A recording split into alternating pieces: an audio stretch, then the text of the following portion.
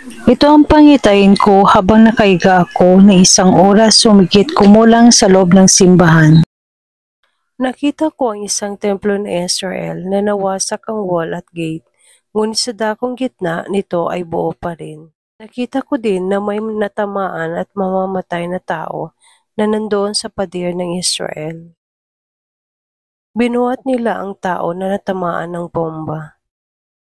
Isa lang ang sabi ng Diyos sa akin habang nakikita ko ang bansang Israel na pinoprotektahan niya ito dahil ang kanyang malaking kamay ay nakakubli sa Golden Temple ng Israel. At hindi ito mawawasak ang Golden Temple dahil siya mismo ang mag-iingat nito.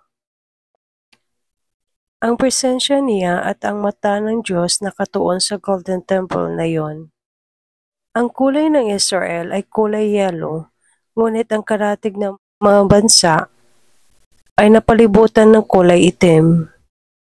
Ang sabi ng ating Panginoon sa akin ay pinoprotektahan niya ang bansang Israel at di mawawasak ang templo ng Panginoon.